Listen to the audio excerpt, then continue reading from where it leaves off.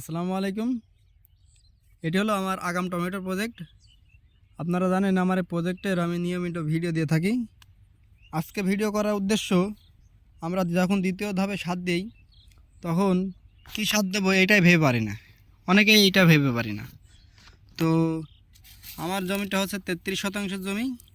এখানে আমি ডিএপি নিয়েছি 15 কেজি, এমওপি দিয়েছি 10 কেজি, আর ম্যাগনেসিয়াম 4 কেজি। ম্যাগনেসিয়ামটা হচ্ছে সিনজেন্টা কোম্পানি ম্যাগনেসিয়াম, এটা অনেক ভালো রেজাল্ট হয়।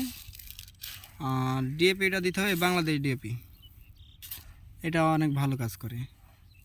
আর এমওপি দিতে হবে, গাছে যেহেতু অনেক ফল, গাছের শিকড় অনেক দুর্বল হয়ে গেছে, এমওপি দেওয়ার কারণে গাছের শিকড়ে জোর হবে, এই জন্য হচ্ছে এমওপিটা দেওয়া।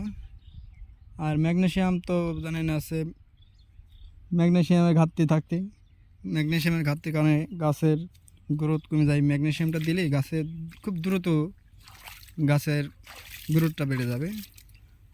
আর যেহেতু গাছে অনেক ফল, এই কারণে হচ্ছে আপনার গাছের গ্রোথ কমে গেছে। এখন আমার এই গ্রোথটা ঠিক করতে হলে এবারে ম্যাগনেসিয়াম, ডিএপি আর এমওপি এই তিনটা একসাথে দিতে হবে।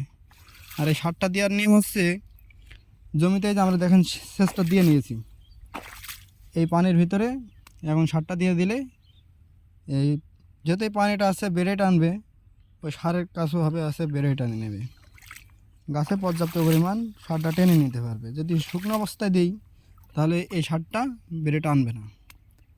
তো সেই ক্ষেত্রে আমাদের নিয়ম হচ্ছে সারটার দেওয়ার একটাই নিয়ম, সেটা হচ্ছে সেচ দিয়ে নিয়ে এই পানির ভিতরে সারটা দিয়ে দিতে হবে।